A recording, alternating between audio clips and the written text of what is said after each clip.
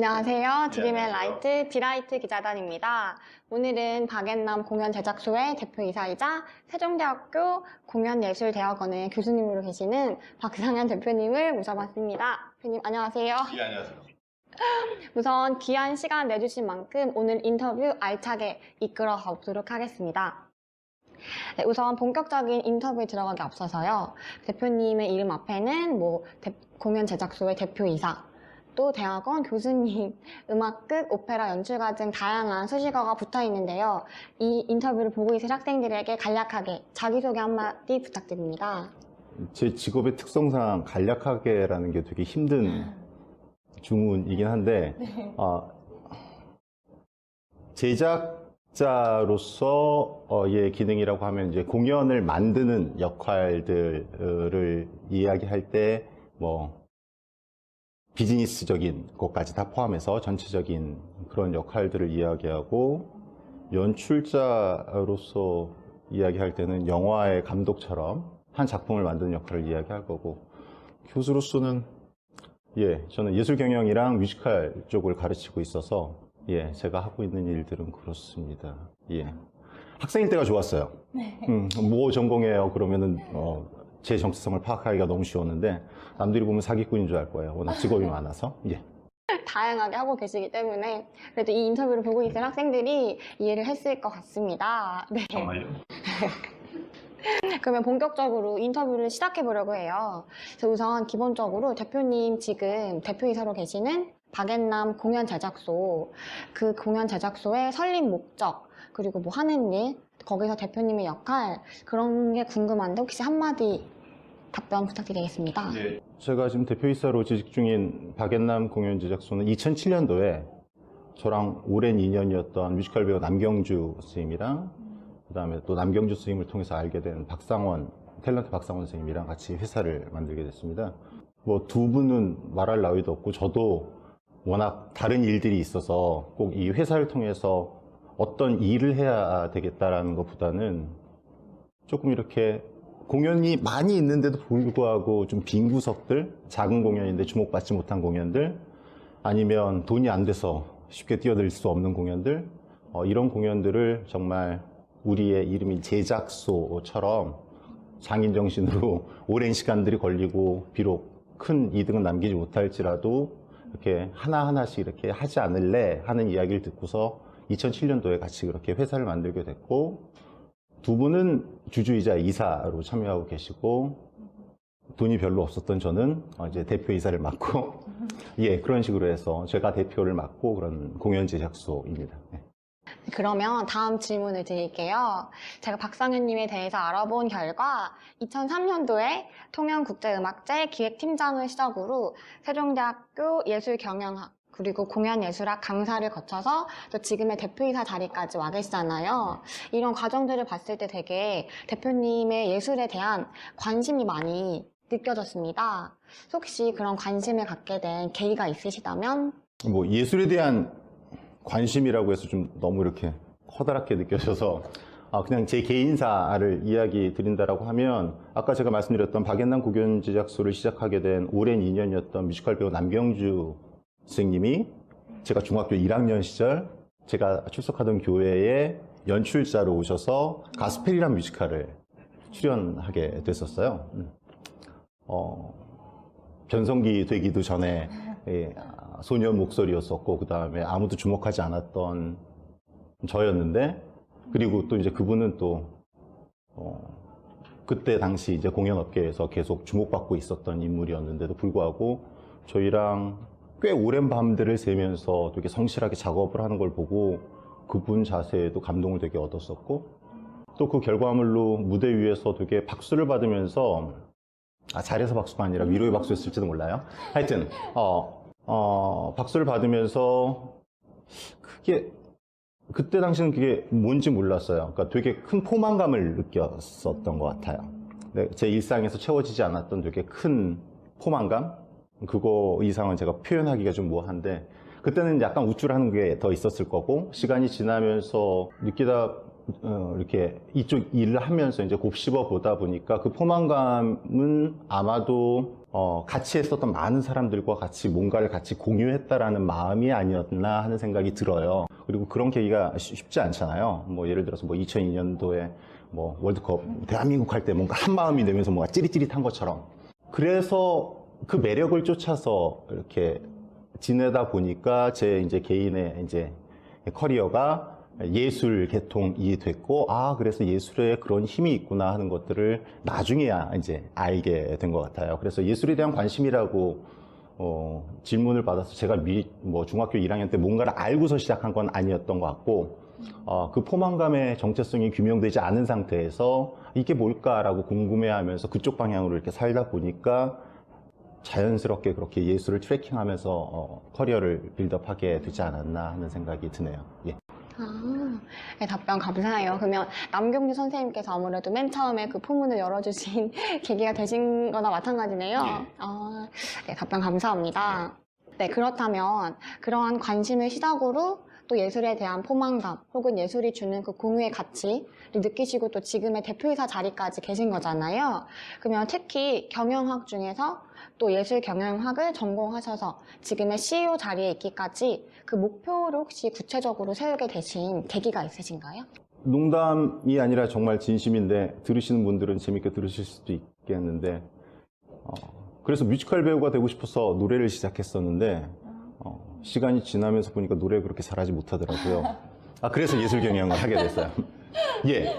그래서 이제 학부 때 자연스럽게 노래하는 학과를 진학을 해서 노래를 전공으로 삼았었는데 노래를 잘하는 친구들이 너무너무 많은 걸 보고 어떡하지 하는 생각을 하다가 그때 우연찮게 예술 경영학이란 필드에 대해서 알게 됐었고 그러면서 이제 학교에 있는 시스템 안에서 부전공, 복수전공은 아니었고 부전공으로 경영학을 선택하게 됐습니다. 그래서 음악과 경영학을 학부 때 전공과 부전공을 했었고 그 이후에 이제 학교를 NIU에서 예술경영학을 전공하게 됐고 그러면서는 이제 조금 더 그러니까 뭔가 이렇게 뿌였던 게 조금 더 이렇게 걷다 보니까 조금 더 선명해지는 것 같더라고요. 그래서 예술경영을 하다 보니까 공부를 하다 보니까 내가 정말 하고 싶었던 거 아니면 내가 하고 싶은 게 공연 주위 어디에선가 일을 하는 일이었구나 라고 생각을 하면서 내가 남들보다 잘할 수 있는 일이 뭘까를 고민하다 보니까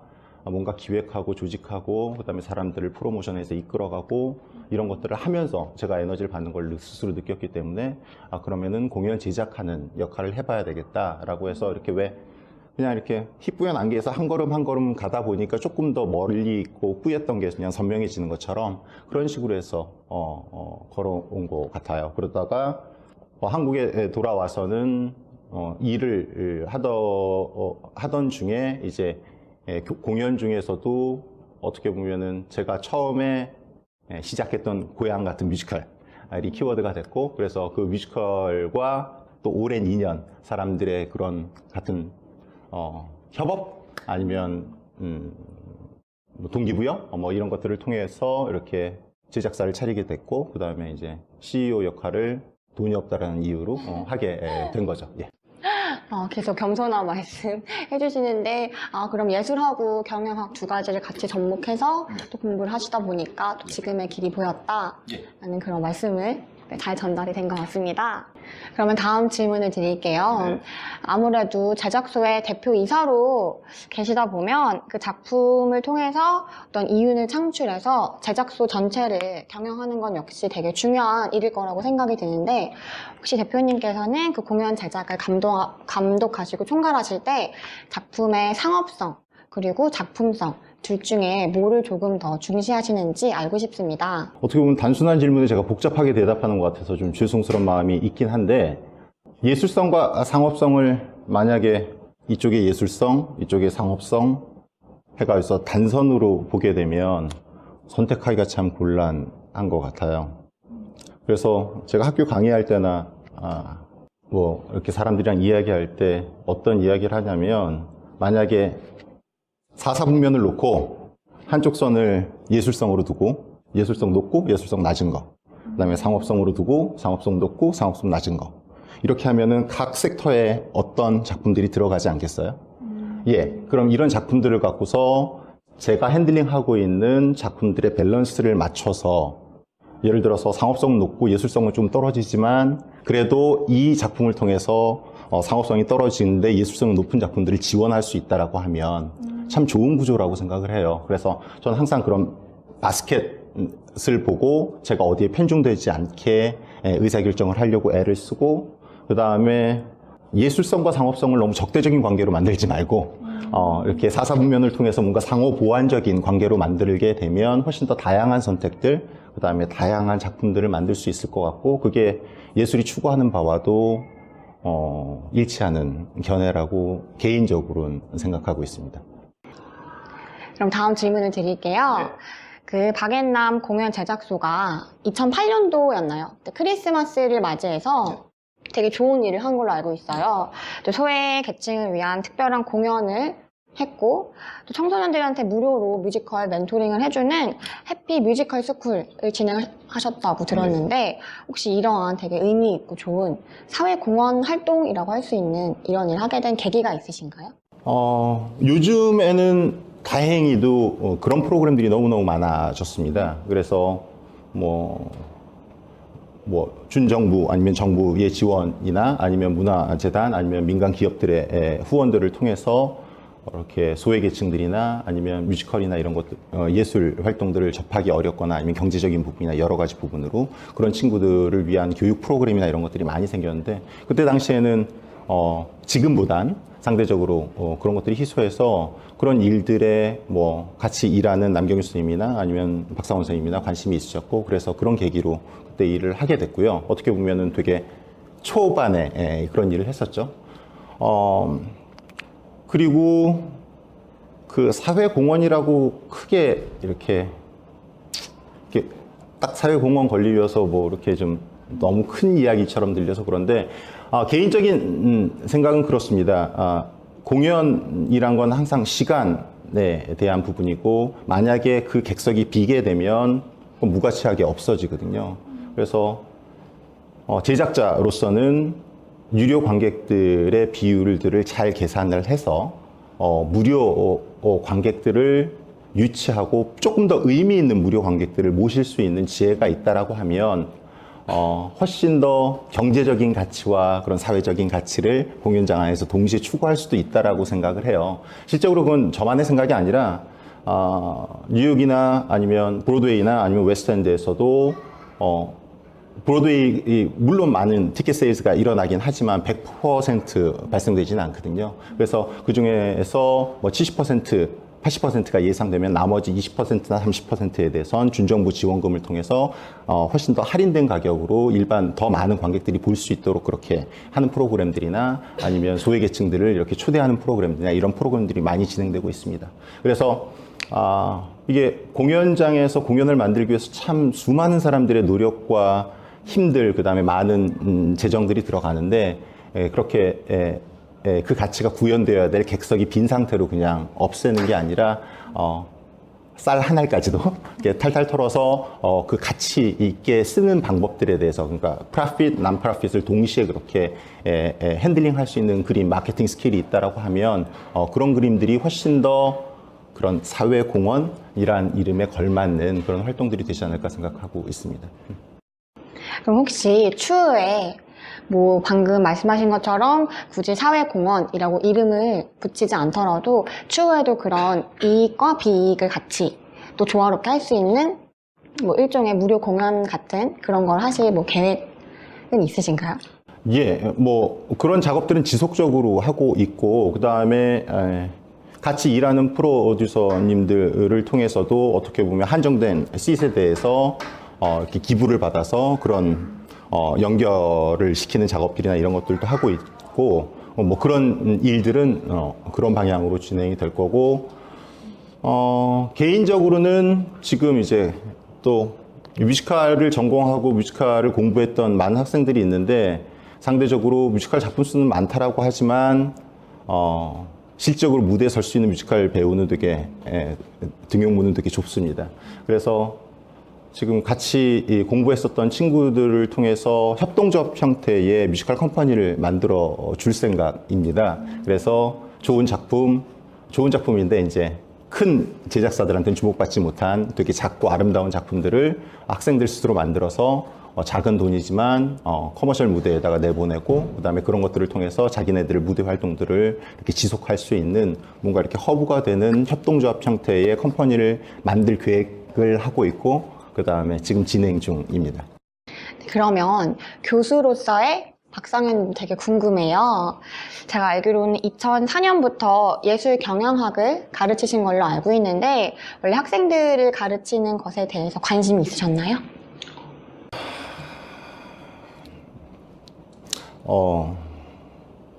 여자친구한테는 늘 가르친다라고 혼나기 때문에 가르치는 거에는 관심이 있었을지도 모르겠는데요.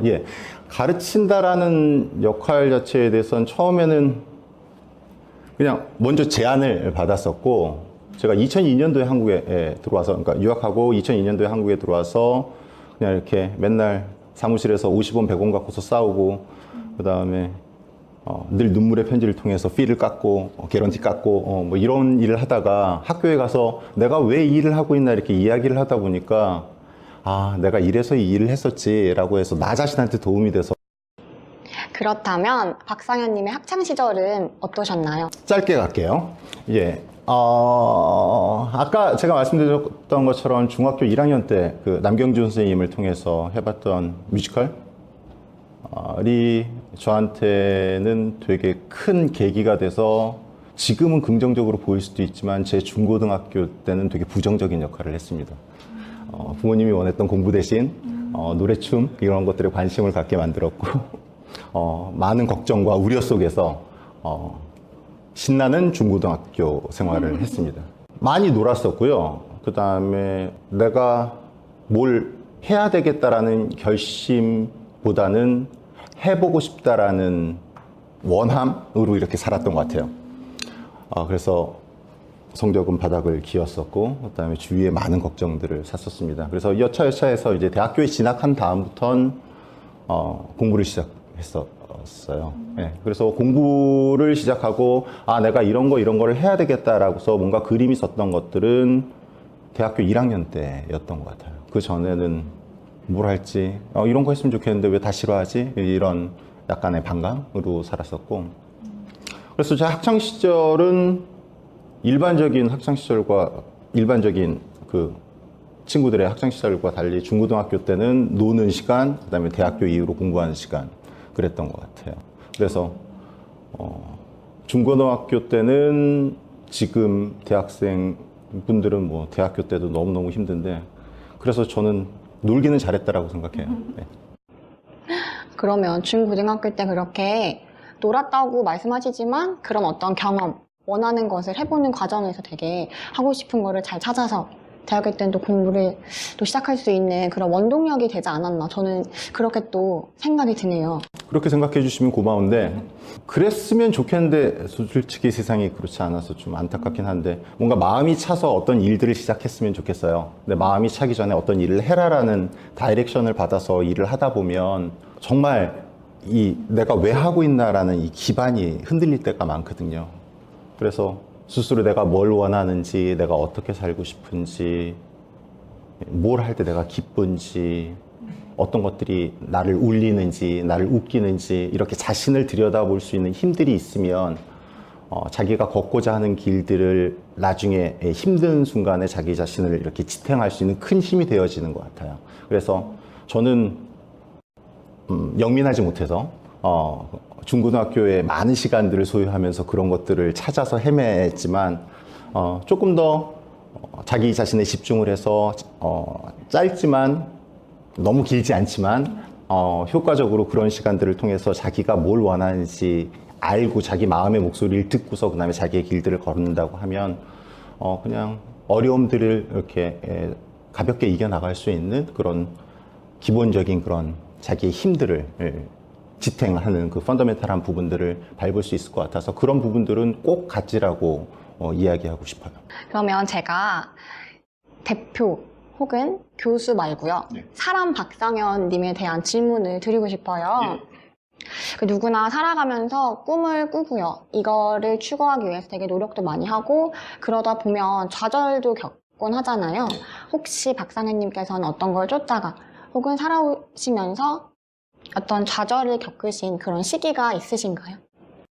매 순간이 좌절이었는데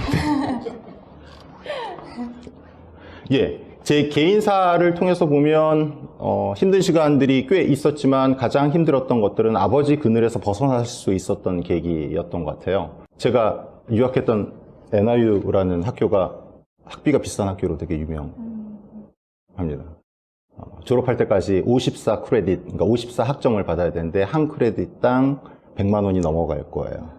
학비만 해도 계산이 되겠죠? 그 다음에 매달 생활비가 뭐 뉴욕의 렌트라고 하면은 월세가 미니멈 120만 원? 그거를 그러니까 스튜디오, 그러니까 방이 없는 스튜디오를 2명이서 쉐어할 때 1,200불씩이었으니까 합치면 그죠? 그러니까 2,400불짜리 방이죠. 예.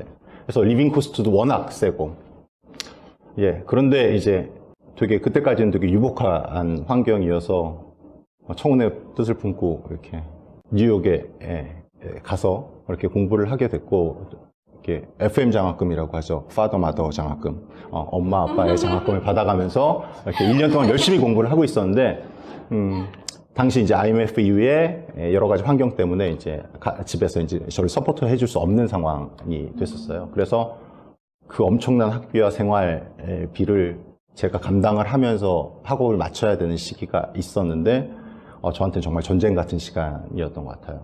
학업을 관두고 한국에 들어올까도 생각했었는데, 경제적인 사정은 시간이 지나면 나아지겠지만, 제가 만약에 그때 그렇게 들어오게 되면 그 학업을 다시 가서 할 수는 없을 것 같더라고요. 그래서 기왕 시작한 거를 마감하기 위해서 정말 B플랜을 세웠는데, 홈리스 되기, 집 없이 살기.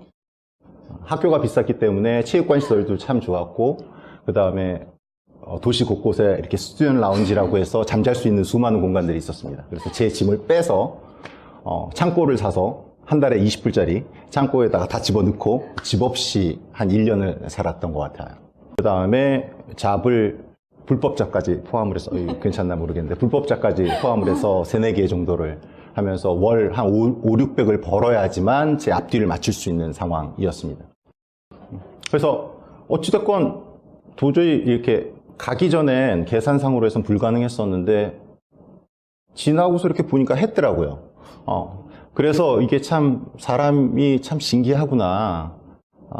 머릿속으로 그리면서 완벽한 계획을 세워서 하는 것들도 때로는 효과가 있지만 어떤 것들은 닥쳐서 막 하다 보면 지나고 보면 어떻게 이걸 했지? 하는 상황이 있구나 하는 되게 그 전엔 안 해봤던 경험을 했었던 것 같아요. 그래서 질문으로 다시 돌아가자고 하면 꿈을 쫓아서 의도한 대로 가죠 항상. 그런데 그대로 가는 법은 없죠. 그리고 그대로 된다고 하더라도 행복하다라는 보장도 없죠. 예. 매 순간 나한테 주어지고 내가 궁극적으로 원했던 게 뭔지에 대해서 다시 규명하고 하는 자세가 필요한 것 같고요. 내가 원했던 꿈이 정말 어떤 것이었는지 그거의 속성이나 아니면 그게 뭐 이만한 달이었으면 정말 가로등 아니면 이렇게 송곳으로 딱 찍을 만한 뭔가 이렇게 구체적인 꿈이 되어지고 그 다음에 매 순간 나한테 처한 상황에서 내가 해결해야 될 문제들의 프라이어티를 정해서 1, 2, 3가 뭔지 그것들 내가 어떻게 할지 이렇게 하다 보면 어차피 긴 라인을 갖고서 사는 삶이라서 나중에 이렇게 뒤돌아보게 되면 내가 무엇을 쫓아서 어디를 왔는지 나중에 알게 되는 것 같아요. 그래서 어떻게 보면 지금 이 순간에 내가 최선을 다하고 그 다음에 나한테 내가 원하는 게 뭐고 내가 그거를 얻기 위해서 뭘 해야 되는지에 대한 규명은 어떻게 보면 10년 전에 한 것, 1년 전에 한 것을 내가 들고서 살아가는 게 아니라 매 순간 해야 되는 그냥 하루하루의 일과 같은 것이라고 생각을 하고 그것은 계속 변화되어질 거라고 생각을 합니다. 그래서 제가 만연체라고 말씀을 드려서 질문에 대한 생각은 저한테 대한 그런 실패는 제가 지금 이렇게 생각하도록 만들게 된 A 플랜 아니라 B 플랜, C 플랜 매 순간 그 플랜들을 수정하고 보완하고 해가지고 다시 설계하는 작업, 나의 공연 제작에 있어서 가장 중요하다라고 생각했던 그런 작업과도 일치될 만큼 저 개인에 대한 것들이나 작품에 대한 것들이나 크게 다르지 않습니다. 네, 감사합니다.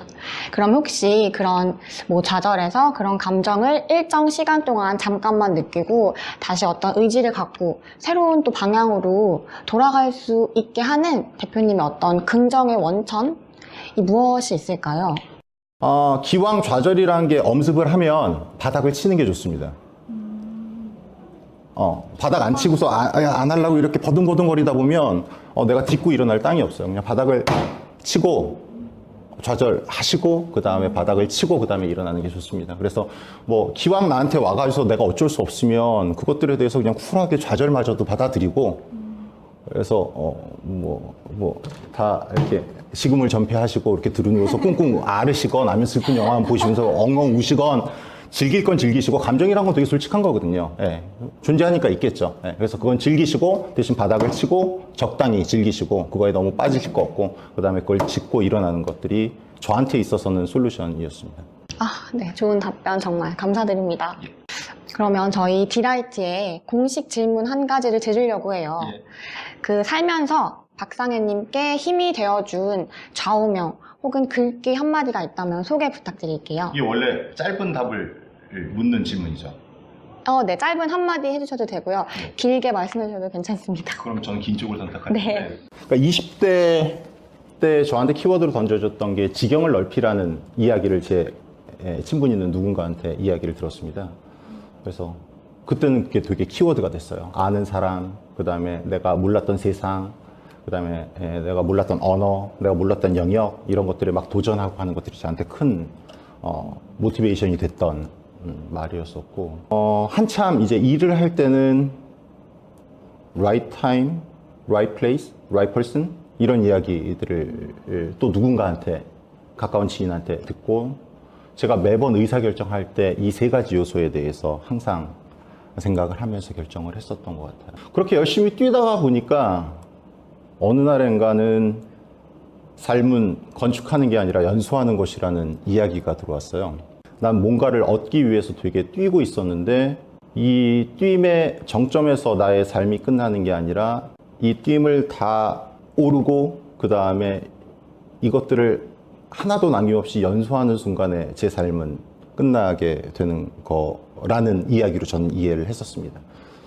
그래서 그때 당시는 되게 힘들었었어요. 어디에 닿을지도 모르겠고 다음엔 어디로 가야 될지 막 되게 힘들었는데 그럼 내가 이 가진 것들을 어떻게 마무리해야 될지 아니면은 이것들을 갖고서 어떻게 펼칠지 좀 다른 솔루션들을 찾게 만들었던 이야기입니다. 그래서 한 5년, 7년 이런 주기로 저한테 그렇게 키워드가 되는 언어들이 계속 바뀌어왔던 것 같고 또 향후 저한테 어떤 키워드가 제 삶을 이렇게 주관해 나갈지 되게 기대하고 있고 그런 이야기들을 발견하기 위해서 대화하고 책을 읽고 그다음에 문학작품도 보고 드라마도 보고 그러고 있습니다. 그리고 그런 것들을 항상 찾으려고 애를 쓰고 있어요. 그럼 마지막으로 이제 앞으로 박상현님께서 향후 계획하시는 일이나 혹은 미래 하고 싶으신 일이 있으시다면 무엇이 있나요? 제작자로서 성공하고 싶은 생각은 별로 없습니다. 제작자, 국내 제작 워낙 잘하시는 분들이 워낙 많기 때문에 혹시 빈 보석과 같은 작품이 있으면 언제든지 뛰어들 생각은 있고 대신 제 이름 아래 어떤 작품들을 놔서 무슨 작업을 했던 어떤 제작자로서 이름을 날리고 싶은 생각은 없고 대신 연출 욕심은 있습니다. 아무도 관심 없는 어떻게 보면 되게 저예산 아니면 되게 힘든 되게 어려운 난국을 맞이한 프로젝트에 연출로 참여를 해서 되게 다양한 사람들과 작업하면서 일해보는 건 원하는 바이고요. 시간이 조금 더 지나서 나이가 조금 더 들게 되면 이런 문화예술 사업들을 국내의 오지가 됐건 아니면 세계의 오지가 됐건 혜택받지 못한 사람들과 같이 나눌 수 있는 방법들에 대해서 내 개인적인 역량, 뭐 회사나 아니면 뭐 어떤 것이 아니라 개인적인 역량을 통해서 그런 것들을 확산시킬 수 있는 뭐 선교가 될 수도 있는 거고 아니면 교육이 될 수도 있는 거고 그런 역할론에 대해서 고민은 하고 있는데 제가 말씀드린 걸 이해를 하실지는 잘 모르겠네요. 잘 이해됩니다. 예, 감사합니다. 네, 지금까지 예술경영가 CU이자 교수님인 박상현님과 저희 디라이트의 인터뷰였습니다. 정말 귀한 시간 내주셔서 이렇게 좋은 말씀 전달해 주신 거 다시 한번 감사의 말씀드립니다. 감사합니다. 예, 감사합니다. 네, 지금까지 저희 드림앤라이트 디라이트였습니다. 감사합니다.